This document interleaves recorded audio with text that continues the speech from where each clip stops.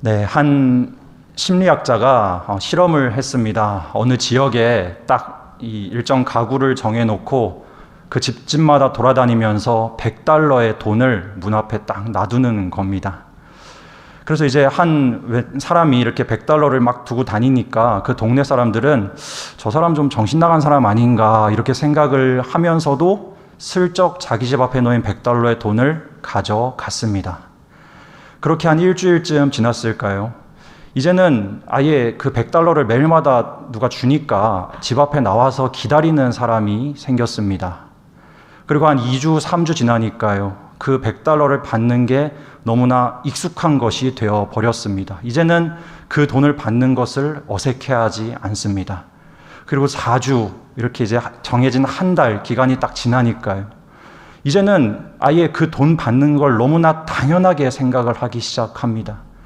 그래서 그 실험 기간이 다 끝나고 나서 이 심리학자가 이제 더 이상 $100의 돈을 주지 않았습니다. 그러자 놀라운 일이 벌어집니다. 그 심리학자를 향해서 삿대질을 하기 시작합니다. 왜 돈 안 주냐고.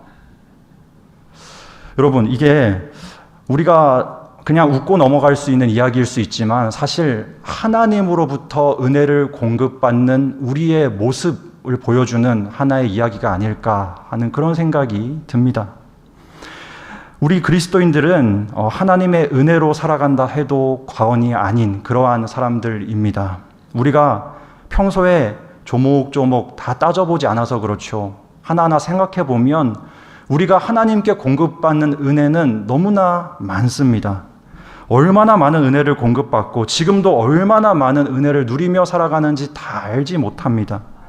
한 목사님 그러시더라고요. 저희 목사님 아니신데 아니 하나님이 딱 1분만 이 전체 우주 운행하시는 것을 멈추면 우리에게 어떤 일이 일어나는지 아느냐고. 오늘 밤에 깊이 잠이 들면 내일 아침에 당당히 눈을 뜨리라는 확실한 보장이 단 1%라도 스스로에게 있냐고. 이런 좀 협박성 그런 멘트를 하시는데 그만큼 우리 그리스도인들에게는 이 당연한 것도 당연한 게 아니라 모든 것이 하나님의 은혜구나 하는 것을 말씀하시기 위함이었습니다. 좌우지간 저와 여러분은 은혜를 많이 입었고요. 지금도 은혜로 살아가는 사람들입니다. 오늘 본문에서도 우리는 하나님이 부어주시는 깊은 은혜를 만날 수가 있습니다. 이 은혜는 이슬이라고 하는 것으로 비유되어 표현되고 있습니다. 내가 이스라엘에게 이슬과 같다라는 이러한 표현으로 하나님이 우리에게 주시는 은혜를 말씀하고 계시는데요. 가만 생각해 보면 이 이슬과 같다라는 표현은 참으로 오묘합니다. 이것이 가랑비 옷 젖듯이 잔잔하게 주시는 은혜 같기도 하고 아니면 우리를 완전히 적시는 강력한 은혜 같기도 하고 되게 오묘한 표현입니다. 그래서 오늘 이 저녁 시간 이슬과 같은 하나님의 그 은혜가 무엇일까 한번 함께 묵상해 보시고 그 깊은 은혜의 세계로 한번 빠져가시는 그러한 귀한 시간 되시기를 소망합니다. 그렇다면 이런 이슬과 같은 은혜다라고 했을 때 이것은 과연 어떤 은혜일까요? 첫 번째로 이슬과 같은 은혜는 소생케 하는 은혜다라고 할 수 있습니다. 오늘 본문인 호세아서는 이 죄와 우상 숭배로 인해 하나님을 떠난 이스라엘의 모습이 기록되어 있습니다. 그렇게 하나님을 떠난 이스라엘이 완전히 죄에서 돌이켜서 회복하고 다시 돌아오도록 하기 위해 기록된 서신이 바로 이 호세아입니다. 그래서 오늘 본문 앞에 이 13장과 14장 초반부 말씀을 보면요. 이 죄로 인해 우상 숭배하고 타락한 이스라엘의 모습이 기록되어 있고 이것을 한탄하며 애통하는 마음으로 돌아오라 호소하는 이 호세아 선지자의 모습이 기록되어 있습니다. 그렇게 이스라엘이 하나님의 품으로 돌아오면 하나님은 진노를 그치시고 이들을 안아주십니다. 그냥 안아주시는 게 아니라 이스라엘을 완전히 다시 회복시켜 주시고 소생케 하여 주시겠다. 그 말씀을 하고 계십니다. 그와 같은 은혜가 오늘 본문 5절에 보니까 이슬과 같으리니 라는 말씀으로 기록되어 있는 것입니다. 5절 말씀을 제가 다시 한번 읽겠습니다. 내가 이스라엘에게 이슬과 같으리니 그가 백합화 같이 피겠고 레바논 백향목 같이 뿌리가 박힐 것이라. 아멘. 여러분, 이 구절의 의미, 이 구절 되게 중요한데요. 이 의미를 좀 제대로 묵상하려면 이 당시 팔레스타인 지역의 특성을 좀 생각해 보아야 합니다. 팔레스타인 지역은 우리나라보다 훨씬 건조한 지역입니다. 흔히 이 건조한 시기를 건기다 이렇게 얘기하고, 또 비가 오는 시기를 우기다 이렇게 얘기하지 않습니까? 그런데 이 우기가 팔레스타인 지역에는 2번의 정도 시기밖에 없습니다. 흔히 성경에는 이른 비와 늦은 비다 이런 표현이 있죠. 그래서 이 이른 비를 이 10월 달에 내리는 가을비를 이른 비다 이렇게 하고요. 그 다음에 내리는 4월경에 내리는 봄비를 늦은 비다 이렇게 얘기를 합니다. 시기적으로 더 뒤에 내리는 이 가을비, 10월에 내리는 비를 이른 비다 하는 것은요, 이 팔레스타인 지역의 추수하는 문화와 관련이 있습니다. 가을에 이제 씨를 뿌리고 그때 이제 내리는 비이기 때문에 그것을 이른 비다 이렇게 말하는 것이죠. 어쨌든 이 2번의 시기에 비가 오면요, 나머지 시기는 거의 비가 안 온다는 얘기예요. 그만큼 이 팔레스타인 지역은 건조합니다. 그렇다는 말은요, 이 팔레스타인 지역에 사는 산천, 초목, 곡식들 자라나는 환경이 매우 척박하다라는 말이죠. 어떻게 자라날까요? 땅이 메마르고 황폐한데 어떻게 이 풀이 자라고 곡식이 자라고 이렇게 자라날 수가 있을까요? 그 비결이 바로 이슬에 있습니다. 여러분, 이슬은 작게 맺히는 물방울에 불과하지만요, 이 이슬 때문에 이 어마어마한 생명들이 자라나는 놀라운 결과가 따르더라라는 것이죠. 그래서 신명기 33장 13절에서는 이슬을 두고서 하늘의 보물이다 이렇게까지 표현하고 있습니다. 여러분, 이슬을 먹고 무엇이 자라납니까? 5절에 표현된 대로 백합화가 자라나고요, 레바논의 백향목이 자라납니다. 여러분, 백합 뿌리는 겨우내 땅속에 죽은 것 같이 보이지만요, 봄에 이슬을 먹고 무럭무럭 자라납니다. 그리고 여러분, 레바논의 백향목 성경에서 많이 들어보셨죠? 이 레바논의 백향목은요, 지금 사진에 나오는데 뿌리가 엄청 깊이 내립니다. 그리고 높이도 엄청 높이 자랍니다. 한 30m, 40m 자라는 나무입니다. 그래서 이 나무도 되게 올곧고 강직하게 자라기 때문에 우리 성전의 재료로, 이렇게 건축물의 재료로 쓰인다라는 것을 성경을 통해 알 수가 있죠. 그만큼 이 정말 아무것도 아닌 듯한 이슬이지만 이 이슬이 그 건조한 땅에 내렸을 때에 이 레바논의 백향목이 자라나는 놀라운 생명의 기운을 불어넣더라라는 말씀입니다. 지금 하나님께서 이스라엘에게 이런 이슬과 같은 그런 분이 되시겠다 이렇게 말씀하고 계신 거예요. 얼마나 큰 은혜입니까? 이스라엘은 지금 이 말씀을 받을 때 하나님을 떠나 있는 상태입니다. 우상숭배로 하나님 가슴에 대못을 여러 번 받고 있습니다. 그렇게 하나님을 떠난 이스라엘이 행복합니까? 아니요. 하나님은 이제 곧 아수르라는 대제국을 사용하셔서요, 이스라엘을 멸망시키실 거예요. 이스라엘은 다시 소생케 될 수 없는 그 기회조차 받지 못할지 모릅니다. 그만큼 이스라엘은 악한 상황입니다. 그런 이스라엘을 향하여서 긍휼과 자비를 베푸시는 하나님께서 말씀하십니다. 내가 너희에게 이슬과 같으리니. 그러니 돌아오라는 겁니다. 돌아와서 황폐하고 패역한 너희를 척박하게 만든 그 죄악으로부터 벗어나서 이제는 소생케 하는 이슬을 머금고 그 은혜를 부어줄 테니 들의 백합화와 같이 레바논의 백향목과 같이 너희가 마음껏 회복하고 소생케 되어라. 이 말씀을 지금 부어주고 계신 것이죠. 사랑하는 성도 여러분, 이렇듯 이슬과 같이 생명을 소생케 하시는 하나님의 은혜가 저와 여러분의 삶 가운데도 충만히 넘치기를 간절히 소망합니다. 여러분 스스로의 영과 육을 한번 들여다보십시오. 나의 영이 도저히 설 곳이 없는 깊은 수렁에 빠져서 신음하고 있지는 않습니까? 아니면 거칠은 광야와 같이 마르고 황폐하여서요, 말씀이 들어가도 말씀을 그냥 튕겨내고요, 찬양을 불러도 마음에 기쁨이 없고요, 기도를 하려고 앉아도 기도가 되지 않는 그러한 영적 상태는 아닌가요? 무미건조한 상태. 또 우리의 육신이 어떤 질병 때문에, 어떤 고난 때문에, 그로 인해 벌어지는 문제들 때문에 몸도 마음도 다 지쳐 계시진 않습니까? 여러분, 시편 107편 9절 말씀은 이렇게 고백하고 있습니다. 그가 사모하는 영혼에게 만족을 주시며 줄인 영혼에게 좋은 것으로 채워 주심이로다. 아멘. 여러분, 하나님은요, 이슬과 같은 은혜를 간절히 사모하면 그 사모하는 영혼에게 다함없는 만족을 주시는 분이 바로 우리 하나님이십니다. 줄이고 갈망한 영혼들에게 더 좋은 은혜로 가득 채워주시는 분이 바로 우리 하나님이십니다. 이 하나님의 은혜를 간절히 바라면서 주님, 저에게도 이슬과 같은 은혜를 내려 주시옵소서 간절히 붙드시는 성도님들 되시기를 소망합니다. 그리하여 이슬과 같은 주님으로 인해 영육이 소생케 되고요, 이루 말할 수 없는 큰 회복의 은혜를 충만히 받아 누리시는 모든 성도님들 되시기를 다시 한번 축복합니다.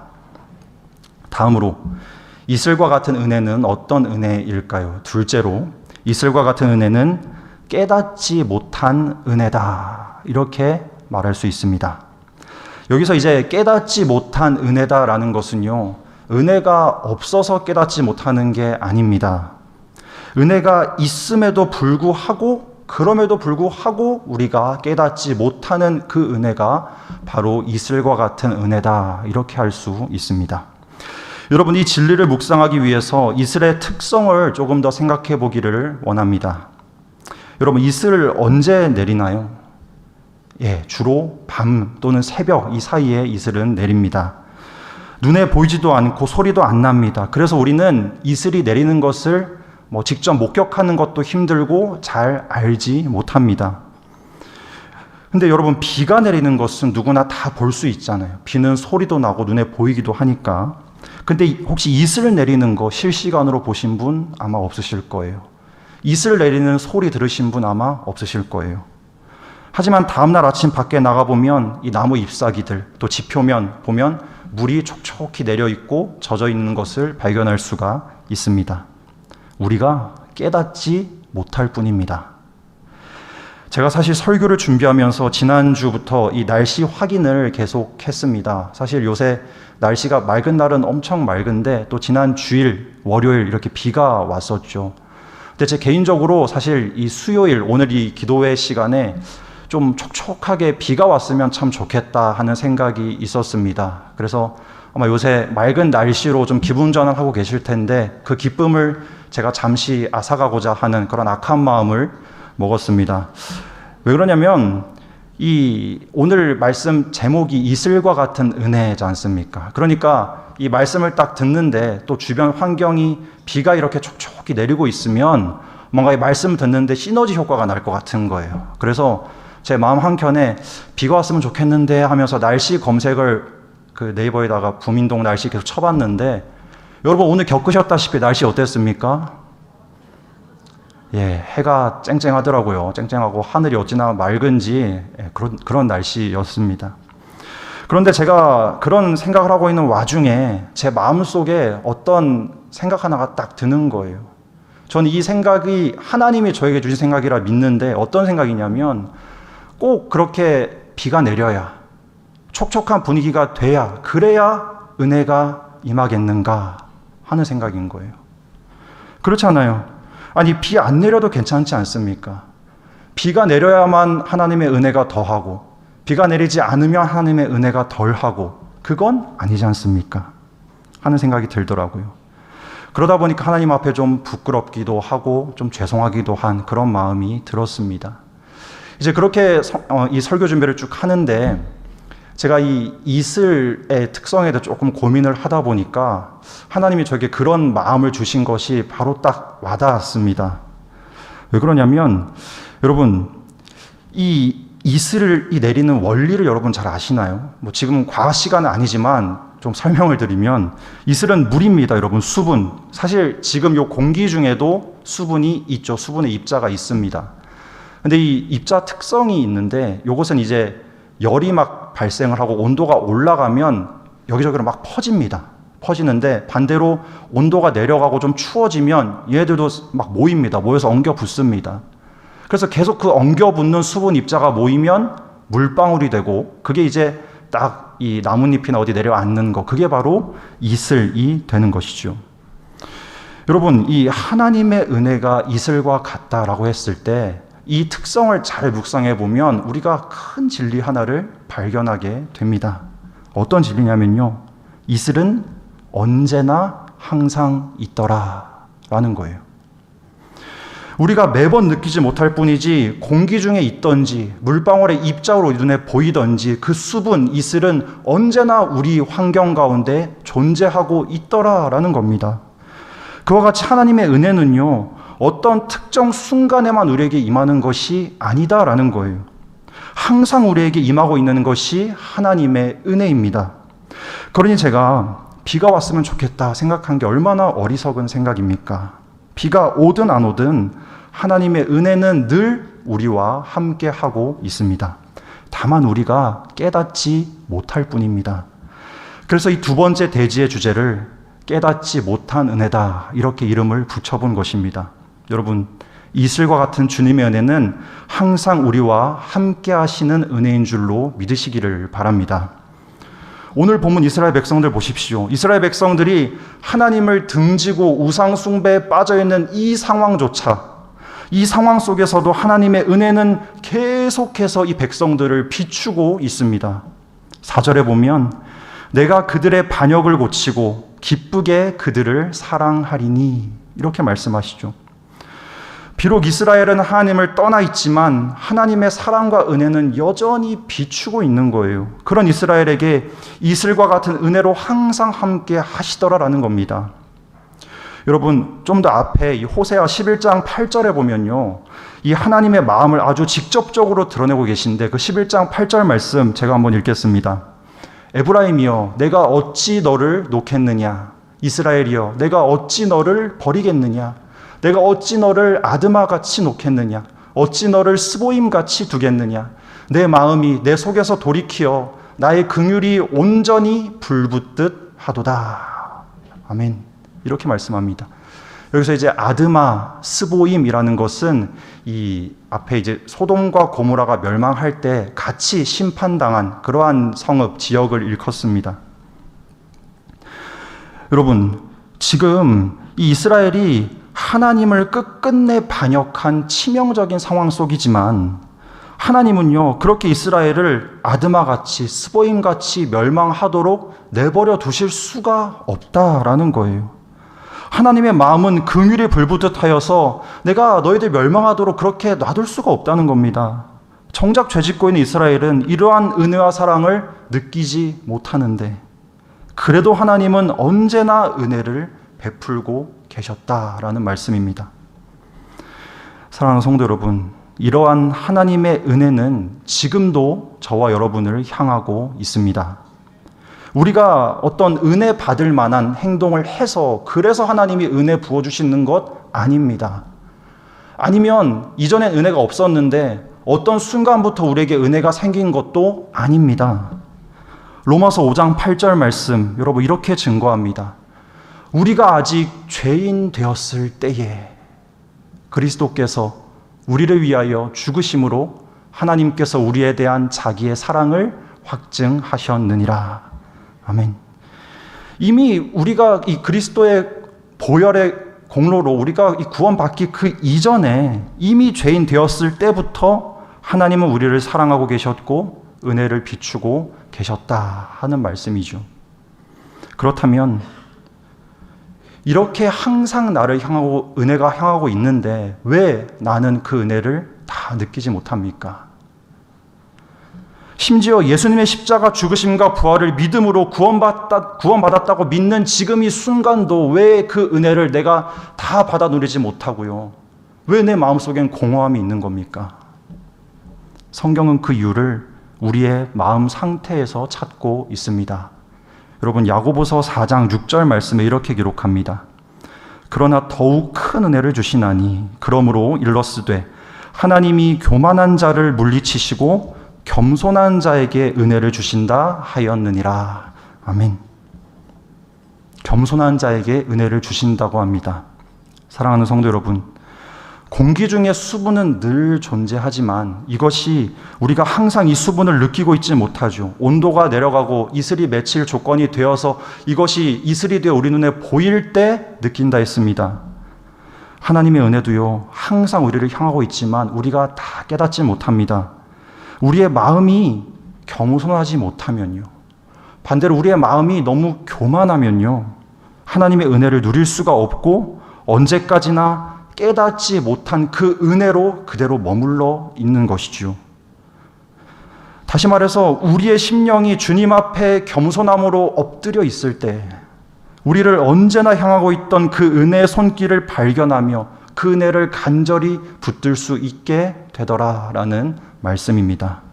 이를 기억하시면서 이슬과 같은 하나님의 은혜가 저와 여러분의 삶 가운데 늘 임하고 있음을 굳게 믿으시고 내게 주신 은혜를 겸손한 마음으로 받아서 그 은혜를 시마다 때마다 누리시는 우리 모든 성도님들 되시기를 축복합니다. 여러분, 마지막으로 이슬과 같은 은혜는 어떤 은혜일까요? 셋째로, 이슬과 같은 은혜는 날마다 받아야 할 은혜다. 이렇게 할 수가 있습니다. 날마다 받아야 할 은혜다. 여러분, 이슬은 어쩌다가 한번 가뭄에 콩 나듯 그렇게 내리는 것이 아니죠. 이슬은 매일 내립니다. 하지만 여러분, 비를 생각해 보면요, 비는 왕창 내릴 때도 있고 살살 내릴 때도 있고 아예 안 내릴 때도 많습니다. 하지만 이슬은 매일같이 내립니다. 여러분, 성경에 보면 하나님이 이제 매일같이 내려주시는 은혜다라고 했을 때 우리에게 가장 익숙하고 유명한 거 하나 있지 않습니까? 무엇이 떠오르십니까? 매일같이 주시는 은혜. 만나. 그죠? 만나. 여러분, 과거 이스라엘 백성들이 광야 생활할 때 하나님이 참 많은 은혜들로 인도해 주셨잖아요. 불기둥과 구름기둥으로 지켜주시고 반석을 쳐서 물을 내주시고 또 먹을 게 없으니까 만나와 메추라기 주셔서 먹게 하시고 많은 은혜 주셨습니다.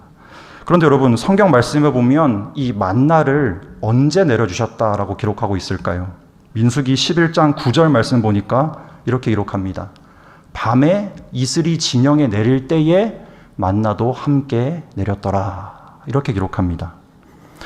또 이 출애굽기에는 더 자세하게 만나가 내리는 원리를 말씀하고 있습니다. 출애굽기 16장 13절부터 14절 말씀인데요. 저녁에는 메추라기가 와서 진에 덮이고 아침에는 이슬이 진 주위에 있더니 그 이슬이 마른 후에 광야 지면에 작고 둥글며 서리같이 가는 것이 있는지라. 여러분, 이것이 바로 만나입니다. 놀랍게도 하나님께서는 이슬이 내릴 때 또는 이슬이 내린 직후에 만나를 함께 내려 주셨습니다. 저는 이것이 어떤 그저 자연 현상에 따른 우연의 일치다 이렇게 생각하지 않습니다. 하나님께서는 이슬이 내림과 함께 만나를 주셨던 분명한 어떤 메시지가 들어있는 것이죠. 그게 바로 매일매일 베푸는 은혜다라고 하는 메시지입니다. 여러분, 만나는 이스라엘 백성들이 매일같이 맛보는 하나님의 은혜였죠. 각 사람이 그날 먹을 만큼만 거두어야 했습니다. 이스라엘 백성들 하루하루 내려주시는 만나를 먹으면서 날마다 하나님이 우리와 함께 하시는구나, 날마다 우리를 인도해 가시는구나, 매일마다 느낄 수 있었습니다. 여러분, 우리는 하나님의 은혜라고 하면 어떤 우리에게 강하게 역사해가지고 우리 심령을 단번에 막 뒤집어 놓는 그런 엄청난 은혜를 주로 떠올립니다. 마치 마가의 다락방에 성령님 강하게 임재하셨듯이 우리에게도 어떤 특별한 그런 은혜가 막 임해서 우리가 정말 뒤집어지는 그런 은혜들을 머릿속에 떠올리곤 합니다. 물론 참 귀한 은혜 맞습니다. 그런데 이런 은혜들에만 집중을 하다 보면요, 하나님이 우리의 매일의 삶 가운데 말씀을 통해서 또 찬양을 통해서 기도하는 가운데 우리 마음에 잔잔히 부어주시는 그 소중한 은혜들을 간과할지도 모릅니다. 여러분, 주님 주시는 은혜는요, 강하고 강권적인 은혜 물론 있습니다만 우리 심령을 잔잔히 적시는 매일의 은혜, 조용히 점진적으로 임하는 그 은혜 또한 우리가 누릴 너무나 귀한 은혜들입니다. 이러한 은혜들은 이 저녁 시간에도요, 우리가 매주 드리는 예배 시간에도요, 우리가 매일의 삶에서 만나는 수많은 말씀과 찬양, 기도의 시간 그 모두를 통해서 주님께서는 매일마다 우리에게 은혜를 공급해 주고 있으신 줄로 믿습니다. 사람이 배고프다고 여러분 한꺼번에 과식 많이 해놓고 그 다음날 또 그 이튿날 굶을 수는 없지 않습니까? 우린 날마다 부어주시는 주님의 은혜를 사모하면서 갈구해야 합니다. 또 우리가 이렇게 날마다 부어주시는 은혜를 사모해야 하는 또 다른 이유를 하나 찾아보자면 무뎌짐을 한번 찾아볼 수가 있습니다. 여러분 곰곰이 생각해 보면요, 이 사람이 받는 은혜라는 것은 그것이 아무리 큰 은혜라도요, 정말 인생을 뒤집어 놓을 만한 아무리 큰 은혜다 할지라도요, 시간이 지나고 그것에 익숙해지면 사람은 무뎌지기 마련입니다. 우리가 받은 은혜 중에 제일 큰 은혜가 무엇입니까? 여러 은혜가 있을 수 있습니다만 저는 이 죽을 수밖에 없는 우리 인생을 예수 그리스도를 통하여 우리를 살려주시고 영원한 생명을 부어주신 그 구원의 은혜, 그것이 우리 모두가 받은 정말 큰 은혜다 이렇게 생각을 합니다. 그런데 여러분, 우리 안에 그 구원의 은혜, 구원의 기쁨이 날마다 충만합니까? 안타깝게도 사람은요, 아무리 그 큰 은혜를 경험하고 누려도요, 그것이 날마다 되새겨지지 않으면, 날마다 공급되지 않으면요, 결국은 무뎌지고 결국은 익숙해지는 게 사람 마음이다라는 거예요. 그래서 여러분, 우리에게 필요한 것은 날마다 부어주시는 주님의 은혜입니다. 날마다 주시는 그 은혜들을 공급받고 또 공급받아야 하는 거예요. 이를 기억하시면서 이슬과 같이 촉촉하게 우리의 그 심령을 적셔주시는 주님의 은혜가 저와 여러분의 매일의 삶에 반드시 필요한 줄로 굳게 믿으시고 그 은혜를 날마다 받아 누리시기를 축복합니다. 그래서 그 매일의 은혜를 통해 우리 심령이 무뎌지지 않도록 날마다 그 주님 은혜 안에 늘 거하시는 우리 모든 성도님들 되시기를 다시 한번 축복합니다. 말씀 맺겠습니다. 오늘은 이 호세아 말씀을 통해서 이슬과 같은 하나님의 은혜에 대해서 묵상했습니다. 첫째로 이슬과 같은 은혜는 우리를 소생케 하는 은혜다라고 했습니다. 또 둘째로 이슬과 같은 은혜는 우리가 다 깨닫지는 못하지만 우리를 항상 비추고 있는 은혜다라고 했습니다. 셋째로 이슬과 같은 은혜는 우리가 매일마다 받아 누릴 은혜다라고 했습니다. 이러한 이슬과 같은 주님의 은혜를 간절히 사모하면서 겸손한 마음으로 그 은혜들을 받아 누리시고 매일의 삶 가운데에 그 은혜를 사모하며 그 은혜 안에 거하는 우리 모든 성도님들 다 되시기를 주님의 이름으로 축복합니다.